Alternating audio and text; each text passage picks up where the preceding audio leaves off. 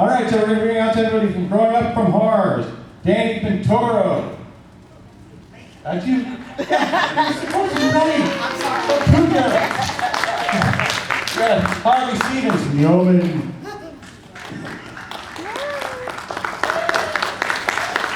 Lloyd from The Shining. And last but not least, Danielle Harris from Halloween.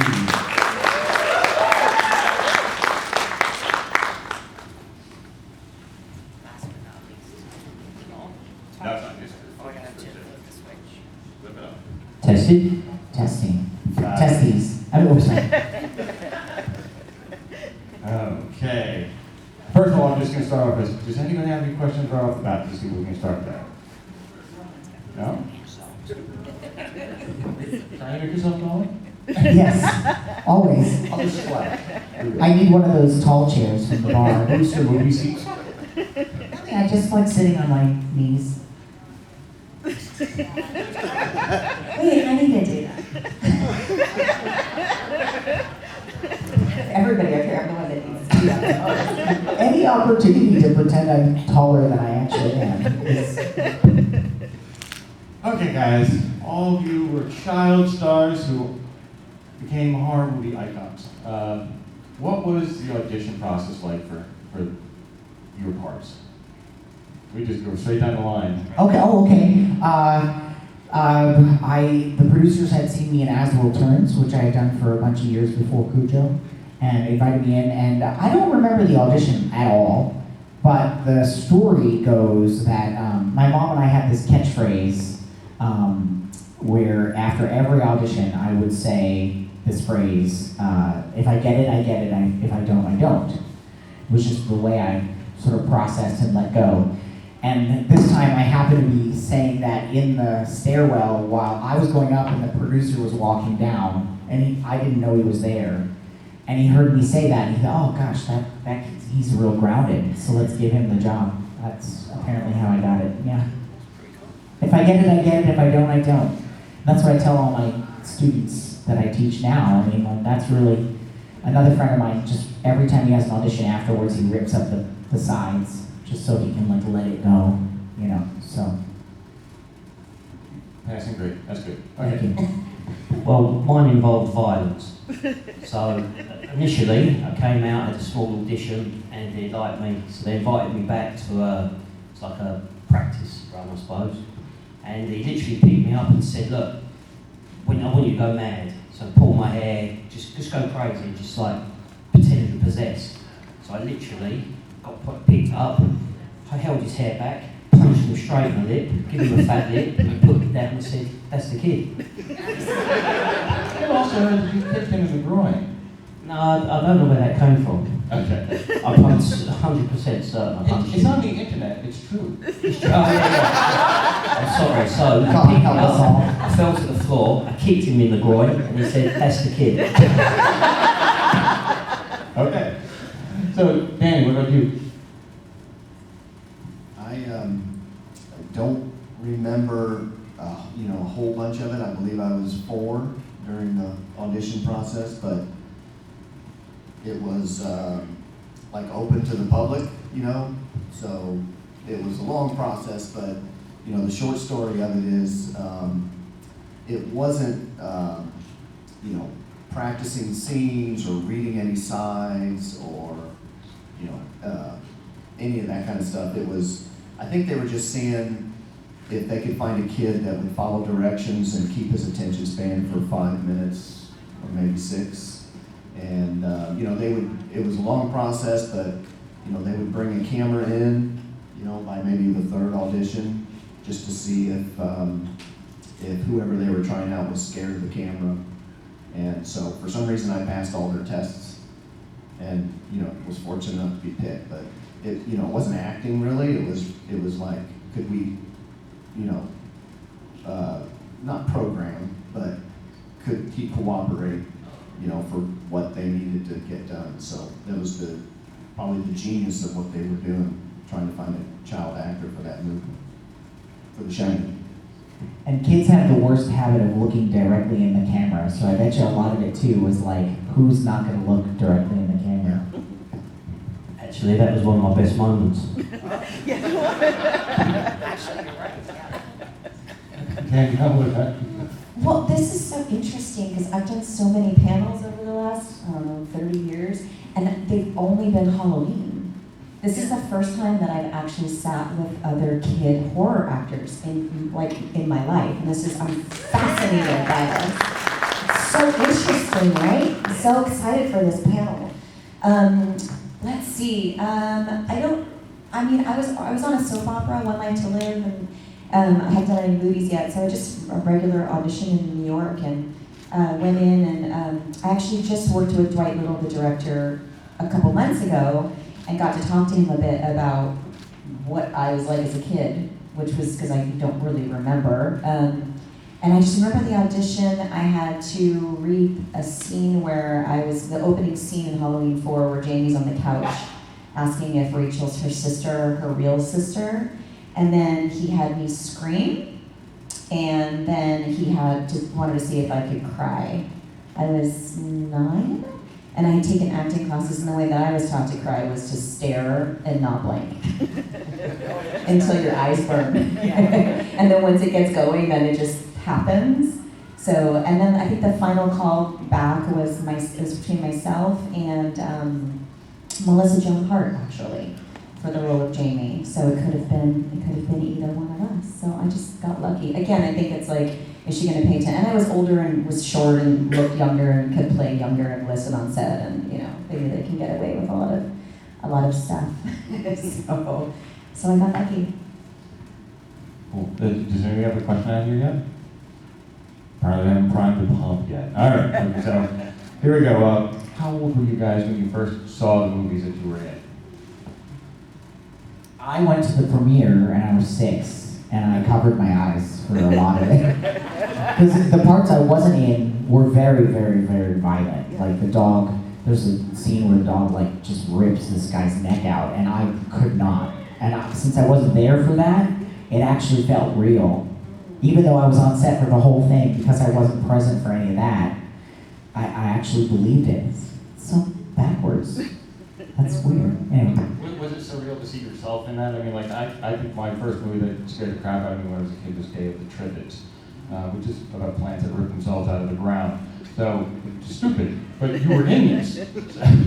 No, I feel like I'd already watched myself so much on the soap opera before that I was really just looking forward to seeing what it looked like altogether, because they had this Pinto and they had cut it in half, so there were cameras in where the engine would normally be, and I was just so fascinated. They had this one scene where they put a camera, they cut a hole in the top of the Pinto, and the camera spun around, and so I was like, I'm really excited to see what that looks like. So I was mostly just I was a geeky kid. I loved all that random behind the scenes stuff, And it was freezing in there too, wasn't it? Yes, yeah. It was. Pretending you're sweating and it was cold. It was supposed to be the summer, so they were covering me with glycerin so that I would look like I was sweating, but it was very, very cold, yeah. And I was in tiny little shorts, no shirt for most of the movie, so. It sounds bad, doesn't it?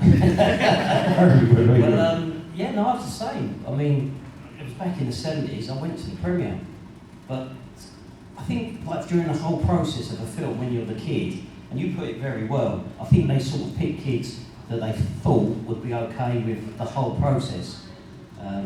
So watching it wasn't scary. I didn't find it anything really, because you know that it's a film. You've been in the process of watching it being made, and you're there, and you just know it's fake. Well, I did. That's how I saw it. You've got pretend mum, pretend dad, pretend dogs. So it was, for me, it was just like watching a kind of home movie that you'd put together. It wasn't. I didn't find it. I didn't get the suspense, the thriller that everyone else got, because it's like a cheat code. I knew what was happening. That's a hell of a whole movie. Yeah. Dan? Yeah, I think Harvey's right. It's like watching, for me too, it's like watching kind of the whole movie when I see the movie now, just because, whatever scene it is will just remind me of something that was behind the scenes, or one of the, crew members, that has something to do with that scene, or what have you. It's not watching it for the story or anything like that. It's I think when you're young like that, it triggers the memories of everything else. So it's more like a home movie. Does it still trigger that stuff when you guys watch it now? Is it what, sorry? Does it still trigger those things? Like I can smell what Yeah, certain things smelled like or felt like, or I think, yeah, it's just exactly as you just said. Like, I can remember, like certain scenes, when they put baboon in the back of the car, because that's how the first time they tried to get baboons to attack, they wasn't really that responsive, so they put food on the car. But the next thing you know, they've actually got a tranquilizer gun, and they shot the alpha male, and he's now unconscious, and they put him in the back of the car as well. So as a kid, when you see me being scared there, that wasn't acting, that was me. I was petrified. And they had a guy in the back with a gun in case the baboons got in. Now, I don't think you get away with this now. But I'm 76. And the worst thing was, obviously I don't think many people know this, but baboons stink. They stink. So I'm petrified. There's stinky baboons in there. They're all going mad and attacking the car. So things like that just stick with you. You don't need to be reminded of that. Obviously, when you see the film, it's all there. It just reunites that sort of memory. so if you go to the zoo, I don't know if it just brings you back to that memory. It's quite a cool thing to do. Not many 6-year-olds go through that process. And it's like a gift that keeps giving, because here I am now, the other side of the world. My day-to-day life is very, very normal. And then suddenly you're put in here and everyone's, very similar experiences we've had, and people have enjoyed our films. It's quite mad, really.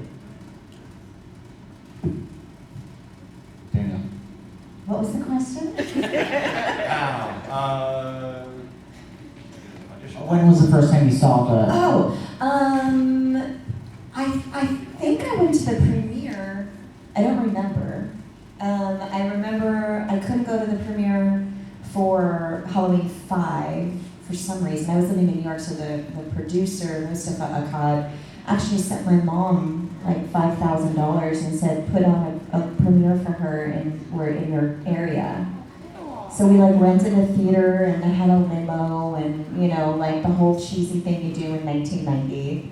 Invited all my friends that were far too young to watch the movie from junior high, or actually, I would be in 6th grade, and packed the theater in Queens, and we all watched it, and it's crazy. It's really fun though. That's the coolest 6th grade party ever. We're all hanging out of the roof of the limo. I wore some sequined and orange ridiculous dress. I just went for it. Does anybody have a question? The whole thing with smells, though, is so true. In As the World Turns, there was a scene when somebody set our house on fire, and my mom and I were trapped in the closet. And so whenever I smell smoke on Halloween time, I'm triggered the memory of being on set, because it was the same smoke that they used, right? So I do totally have that. What about I always get it with streaks and tips. It's it's like an aerosol spray that's supposed to make you look like you're dirty. It's like a brown color. Every time I smell that smell, I immediately remember being on set. Yeah, true. Fuller's, I think, is the stuff that they put on. No, it's different. Fuller's are just the powder that they put on you, but the streaks doesn't really have a smell, but the streaks and tips is like an aerosol spray that also looks like dirt. That has that, really strong hairspray smell. But it's very specific. And I remember when I came back for Rob Zombie's remake, I got in the van and Tyler Mane got in the front seat and he had it on his costume. And as soon as he got in the van, I was like, oh my God, I'm 10 years old again. This is so crazy. Because I hadn't smelt it since then. But it immediately brought me back to that time, which was really cool. Cool. So, last year I asked this, we had a panel, and what was your weirdest fan reaction, or your weirdest fan encounter? And from, who's here last year? I can't remember my brain. You're talking about from, somebody had their childhood face, it was Salem Dog, something tattooed on someone's ass. So, I love that the fit people. Games from Pet Cemetery. oh yeah, Pet Cemetery. Someone had Nico's face on his ass. No, I've had a lot of that. It must be much the arse. Let's see his 4-year-old ass. Yeah. And the other thing that's, well, I don't know how weird it is, but people have 666 tattooed on them. I mean, it's not just for me, but that's quite strange, I think. Do people show, like, does anybody have seen tattoos of themselves? Oh, yeah. I'll get one. God, man. I'm feeling a little bit left out here. I have a good story though. So like a couple years ago at a convention, there was this older gentleman, probably in his 60s, so we're like 20-year difference. And he came up to the table and he was very excited to meet me, and I'm a huge fan of Who's the Boss, and for Who's the Boss I was 7 to 15, so he was plus 20, right? And he said, I had the biggest crush on you on Who's the Boss. Oh, God, I thought that was really awkward because he had to have been in his 20s, right? And I was like 11, 12. Some things are better left unsaid. Some things are better left unsaid. Oh my God, literally. I'm looking at tattoos. It's a tattoo of him on someone's leg.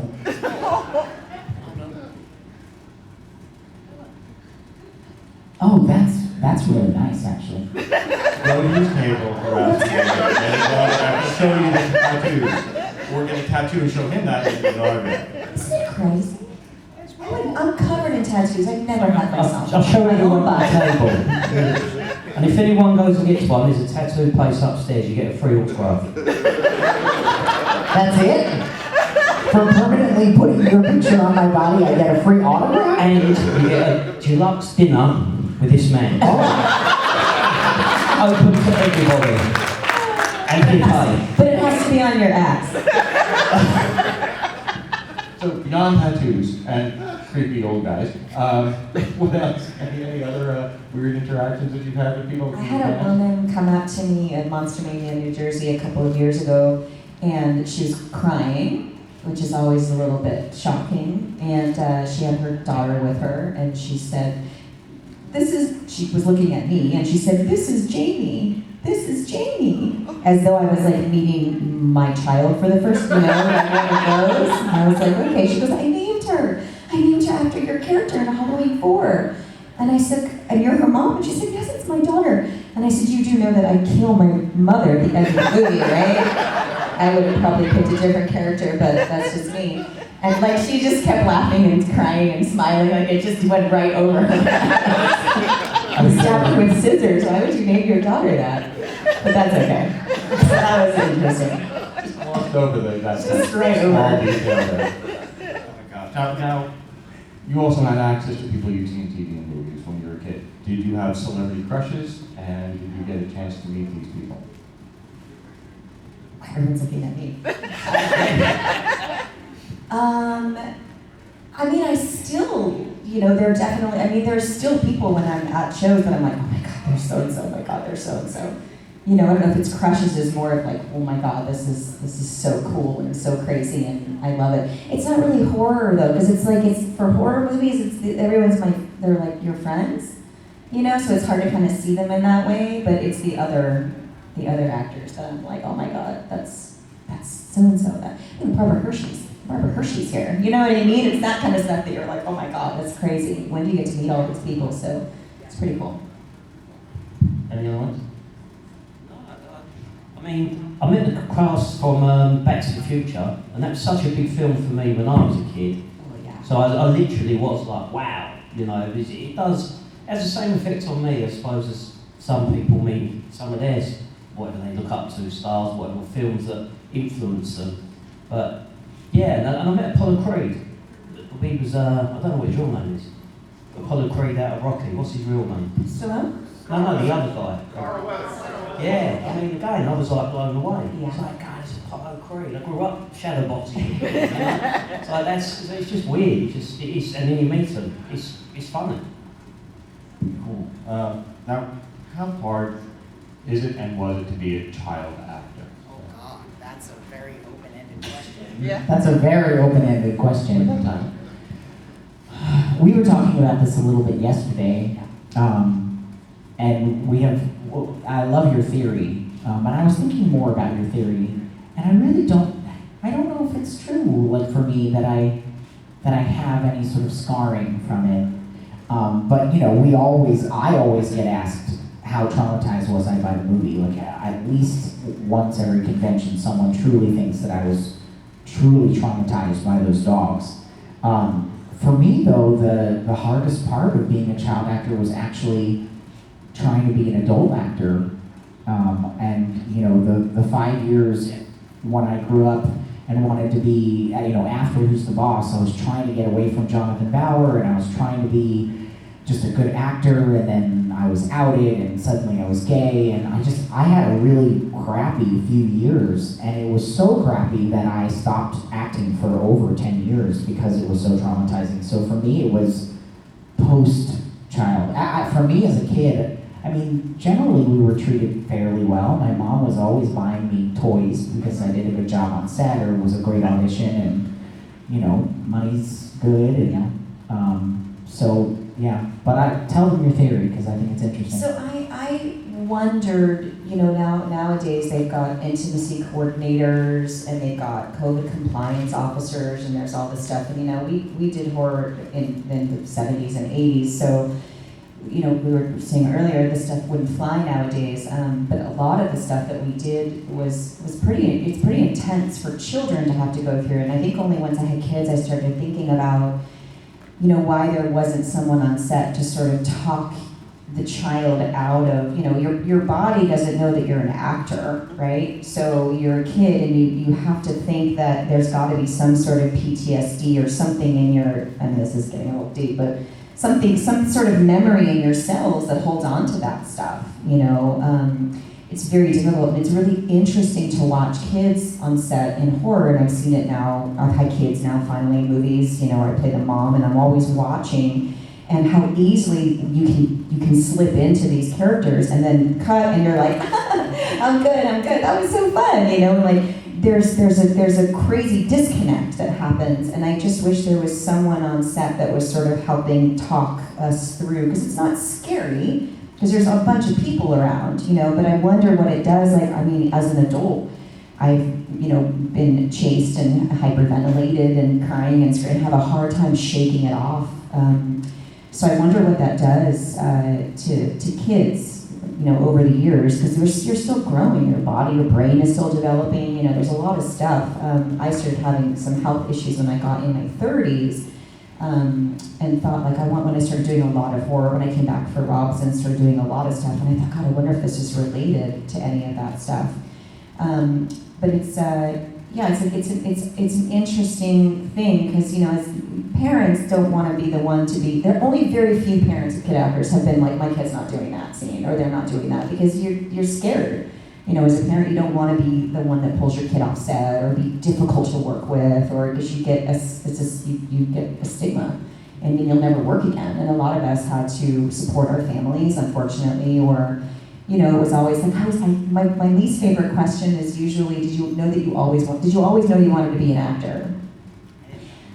I was like, I wanted to be a fucking princess. I wanted to be like, you don't know what an actor is when you're a child. You just want to make everyone happy, and you want to make have your mom and dad be proud of you, and be get those kudos when you're at work, and you get toys, and you get, you don't get to get out of school, and I was like, yeah, I get to go do this movie. That means I don't have to go to school every single day. How awesome. And I get to order French fries on room service, and I'm 10. How amazing is this? And I just have to sign a piece of paper, and I get it whenever I want it. So I think it's different. And we didn't grow up with social media, thank God. Thank God. I don't know how these kids do it nowadays. It's just fucking devastating. YouTube and parents making their kids work and all kinds of weird shit. So I have mixed feelings. I'm anti-kids being in the business. I had a great experience on set, though. My home life was a little crazy. My life on set was like my happy place. It was really important as a kid for me to have structure. I loved going to work because I knew what time I had to be there. I knew when lunch was going to be. I knew when I got to go home. I knew what the day was like. And I had all these people around me that did their jobs, and everything was like, regimented. So for me, it was a really good place to have structure. It's kind of like sports for kids that come from troubled homes. Like they need that in order to not go down the wrong path. So for me, that's what kid acting realistically was. But it's child acting is, and I went through the same thing as you, that like weird period where everybody was super skinny and I wasn't all-American girl, I wasn't the CW and the WB material and all that bullshit that we all had to go through. And so I just rebelled and like cut all my hair and gained weight and was like, fuck you, fuck off, I'm gonna do whatever I wanna do. And then eventually it kind of came back and started playing, more authentic characters. But there was a good 10 years where I was like, I don't know if I could do this anymore. This is too hard, man. That transition, kid actor to adult actor, either you quit or you fight through it and somehow come out on the other side. But they're few and far between, that's for sure. Well, and again, luckily I didn't plan to ask that question, so I do much better. But I can revise that to say, after you were acting, when did you decide you wanted to be an actor? Because right here on this tape, right here at the session, we have 2 people who are actors and 2 people who are not. I don't know. I still don't know if I want to be an actor. It depends on the job. Like, I hate the process of getting the job, But once you're on set, I'm like, oh, I love what I'm doing. I love those moments where you get to connect and like work with awesome actors and awesome people, and you have those authentic moments where you're like, wow, I was really out of my body and connecting right there, and that just felt really good. So, it's a love-hate relationship, I think, for sure. I found it tedious. I think maybe if I'd got into it later, I might have wanted to carry it on, but to be honest, being 6 and hanging around sets all day and doing things 10, 20, 30 times, and I found it just boring. Maybe if I'd done it at 12, I might have appreciated it, but at the time, I was just happy to have done it, happy it was finished.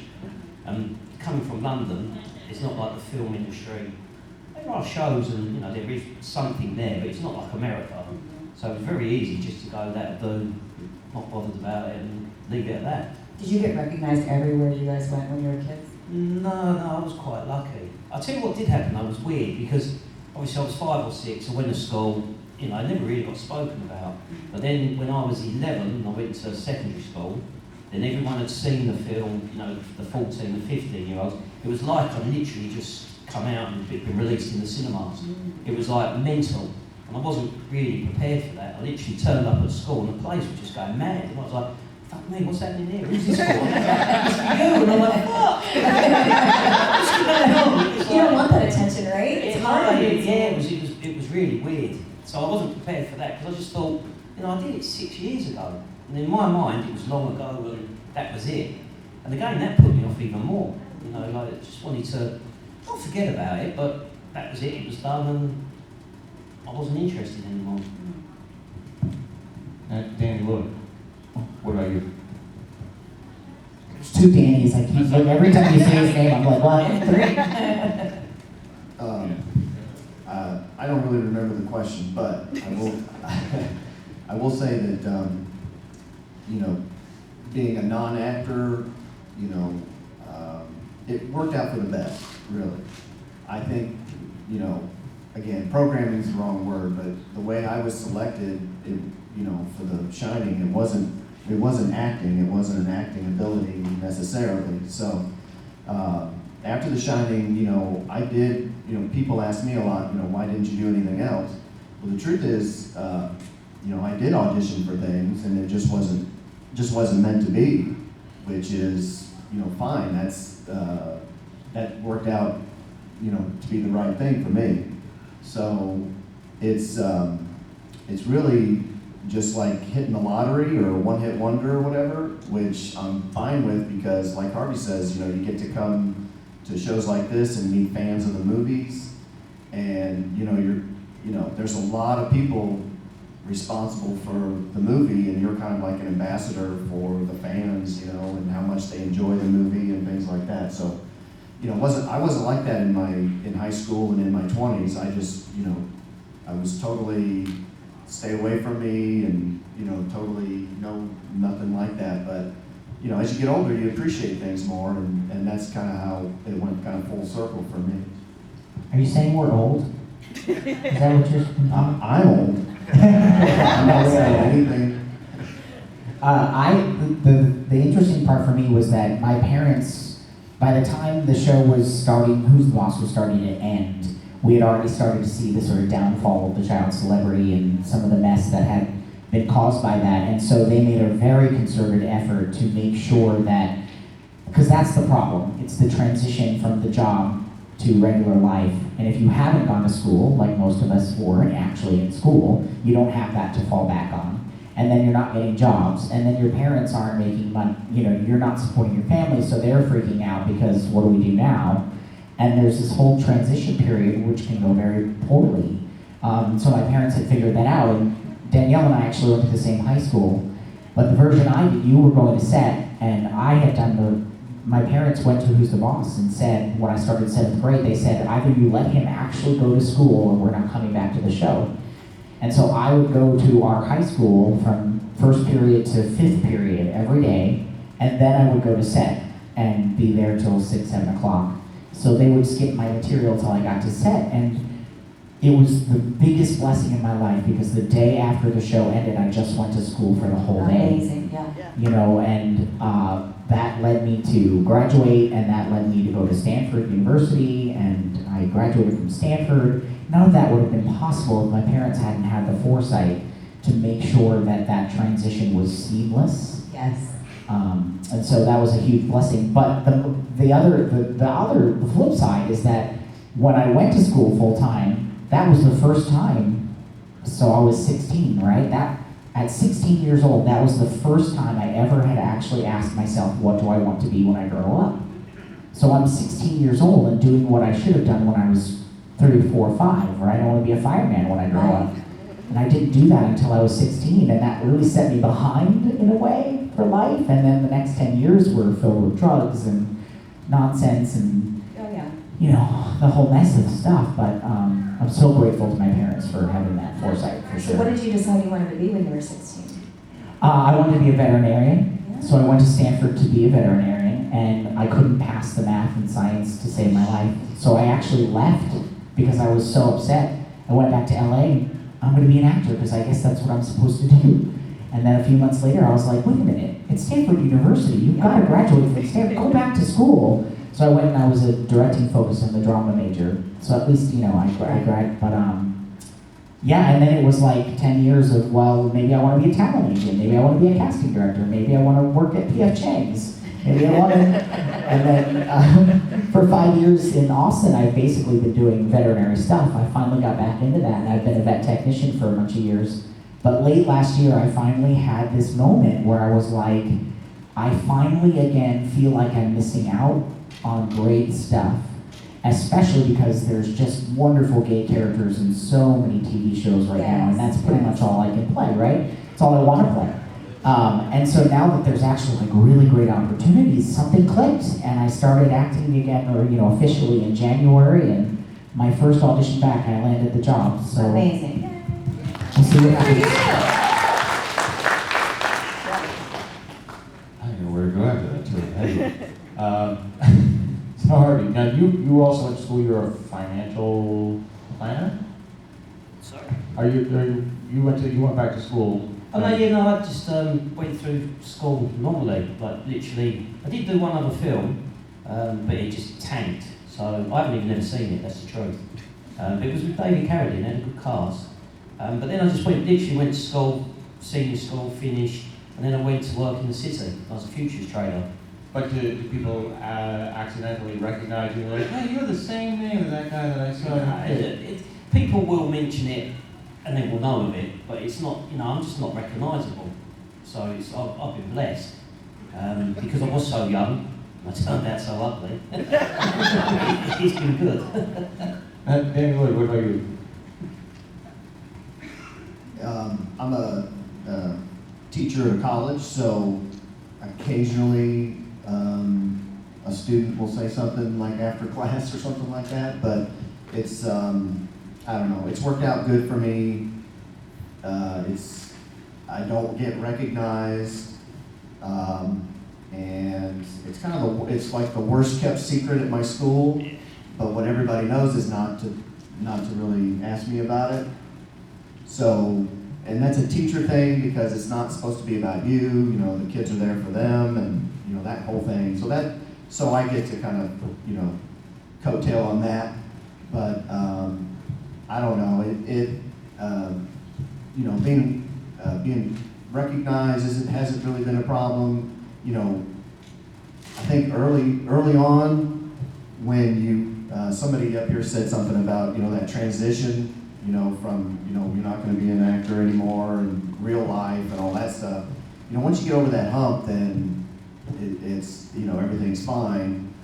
The only problem is if somebody brings it up and are you secure about it or not? So when you're younger, you're not you're insecure about it. But so now it's not nearly as big of a deal or anything like that. And after I retire, maybe I'll do autographs at my school. But until then, I try to shy away from stuff like that. And you don't grade on the curve. You don't grade on the curve. I do or do not? You do not. I do not. Yes, I read my professor. What do you teach? I teach anatomy and physiology, general biology, just classes like that. Maybe you could tutor. Now, jump back. I realize we got way off tangent there, but I think it's good though.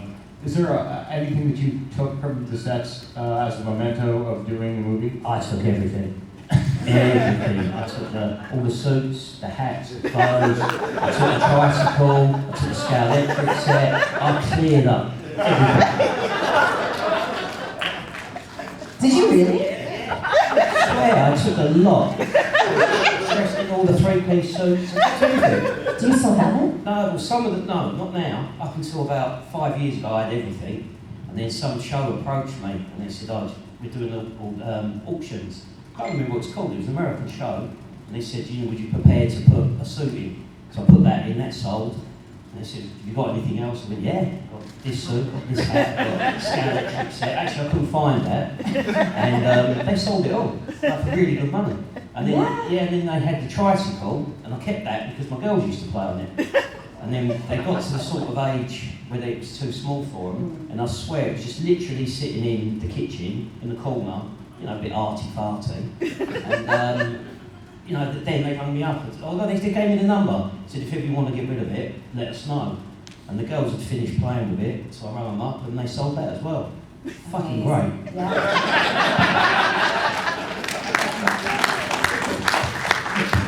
Either names, we'll just go either or, you guys can find it out. Who's next?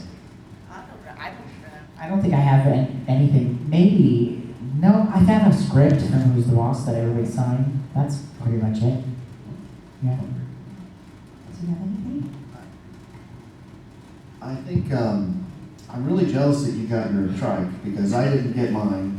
You copied us. That was a bit of a liberty. There should have been a copyright problem there. I knew you were going to say that. But I think somebody promised it to me, but you know how it goes. They're like, well, we have to hold on to stuff in case there's a retake or whatever. But so I don't have anything like that. My dad had one of Jack Nicholson's red jackets for a while. But, over the years it just kind of, goes away, I guess. But I didn't really have anything else. Do you know, just out of interest, because obviously Gregory Peck was in my film, and he was really good at staying in touch. I mean, not like on the phone every weekend, but I'd get Christmas cards, and he really was a proper gentleman. Just how's that with Jack, with you? I think maybe Christmas cards for a couple years with Jack.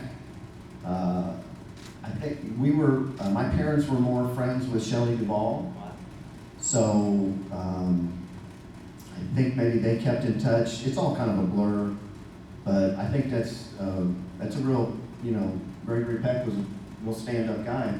Honestly, we went to America when we was about 10, and we were staying in a motel in Santa Monica Beach, and I don't know how he knew, but he rang the reception, and the reception lady come in like she's about to faint. And it's Gregory Peck on the phone. It's just like, how are you? Is everything all right? Just had a chat for about 10 minutes on the phone.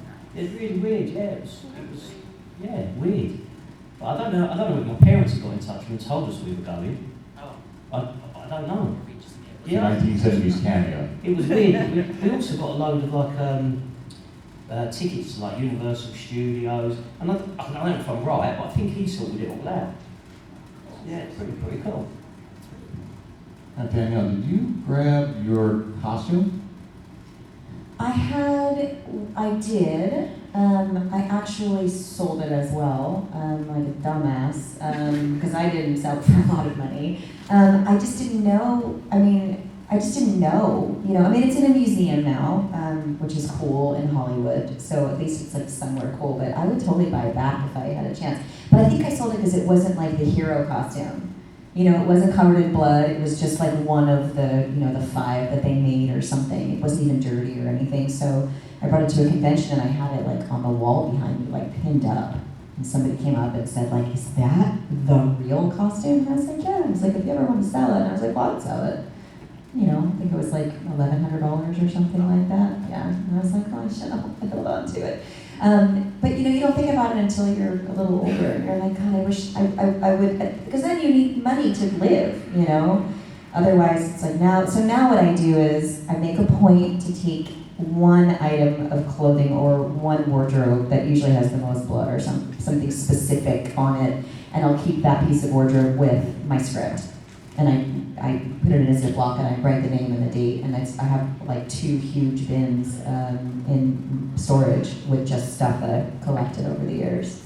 Shoes and whatever, that kind of, just the hero outfit essentially. Does anybody have any questions down here? Okay, we got a couple. All right, right down. Oh, she'll get you.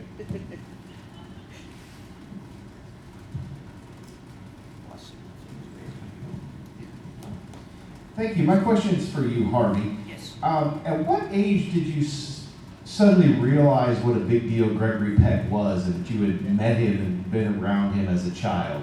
When did that sort of hit you? Yeah, no, it really not until much later. I just didn't realise how big a celebrity, and it's weird because I get more questions about him than really about me. Everyone's always like, Gregory Peck, what was he like? It's every single time, and I think Jack Nicholson, that's pretty. Jack Nicholson, I think that's a pretty cool one as now.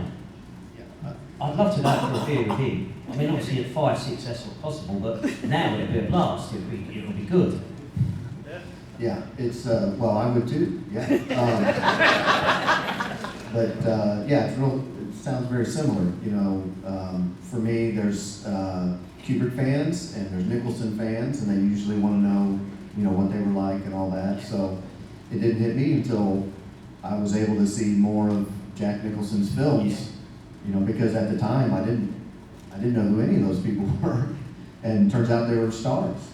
Yeah, no, it's very, very similar. Like, just saying, I think that sort of experience, and especially how you describe the acting, like you said, it wasn't really acting, it was just following direction. Obviously there's a few things you did, but I felt it was just too young. They said do this and we did it repetitively until we did it how they kind of visioned it.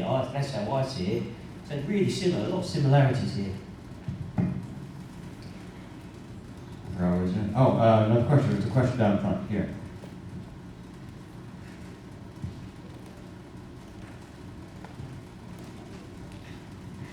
I have a question for both Dannies. For you, Danny, I think one of the scariest transitions in Cujo is when they pan down to your face upside down and you're having the first seizure. Where did you get that from as a child? Did they explain seizures to you? Yeah. Or? I don't mean this in a weird way, but there was some really hard acting in Cujo. Yeah. There was some really difficult stuff. And the story is just as fabulous as you might think. Mm-hmm. They gave me sort of a vague idea of what to do, and I tried it, and it wasn't really working. And I guess when I was a very young child, in like the first year of my life, I had some seizures in the hospital. And so my mom came up and said, when you were young, you did it like this, and this is what's happening, and you were grabbing your neck, and this and that. And so I went back on set, and we did it again, and everyone was like, oh my God, that was amazing. And I was like, oh yeah, apparently I did that when I was a baby. And it was like, there's this there's this, I've always said that for my career as a young actor, so much of it was really intense. I mean, as the world turns, all I did was cry and scream and, just soap opera acting. And you can't teach a 6-year-old how to do that. It's just, you can't. And it truly brings me to the idea that I was born to do that. Like there were the fates, the universe was sort of guiding me through that process. And it was just inherent. I don't know how else to explain it. There's no way to teach a 6-year-old to make you truly believe that they're dying and having a seizure. And so many people say that that's the scariest moment for them because they are, moms especially, are just so terrified that I'm gonna die. But I can't, I don't know how, it just is. That movie brings me to tears. Yeah. I don't know if it's because I have 2 young boys, and I know Dee, and I know you, but it's like, it is just, your performance in that movie is fucking phenomenal. You did, everybody up here, I'm honored to be sitting up here with all of you guys, for real. Yeah. And I have to say now that I'm 50, the most insidious thing about that movie is that your father was driving a Jaguar convertible and your mother was driving a Ford Pinto that hopped like a bunny. You are totally correct.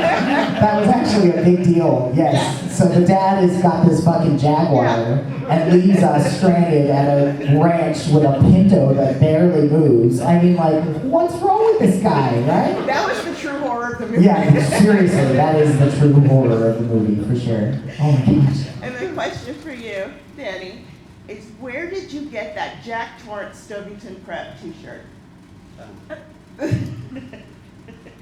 This one I'm wearing right now? Yes. Well, a fan brought it to me yesterday. That's amazing. Yeah, because I was here in 2016 and he was wearing one. That is so cool. And then, oh, that's not it. Somewhere I'll get it to you. He gave me the information on who makes it. I'll wheel up to your table. Yes, come on. Thank you. I'll tweet it out maybe. Okay, cool. Thank you. Yeah, I had the same reaction when I saw this. But yes, Danny, my little brother had grand mal seizure disorder, and you nailed it. Thank you. You're welcome. So I got one last question. Is there anything upcoming that you want us to mention? Because we're kind of running out of time here, I want to. I'm going to be in a Lifetime Christmas movie. It comes out in November. My first job back after more than 10 years not acting. It's with Brooke Elliott, and it'll be on Lifetime. It's called A Country Christmas. So Who directed it? Gary and Edmund, they're brothers, twins. Got it. Nobody particularly interesting. And what time are you leaving? What do you mean? Well, just make sure they get the tattoos. Oh, yes. I'll be here till Monday. Yeah, till Monday, 24 hours, everyone, let's go. What am I doing? I have a podcast that we're doing with Scout Compton, who is my the new generation of Halloween. So we've got the new and the old. It's called Talk Scary to Me. We're having a blast with it. Actually, it's naughty and fun, and all the things that we like to talk about: sex, love, horror, all that. I did a movie. I've done a bunch of movies last year. I don't know what's taking everyone so long to get them done, but I'm most excited about a movie that I did called Natty Knox. The director from Halloween 4 and Dwight Little.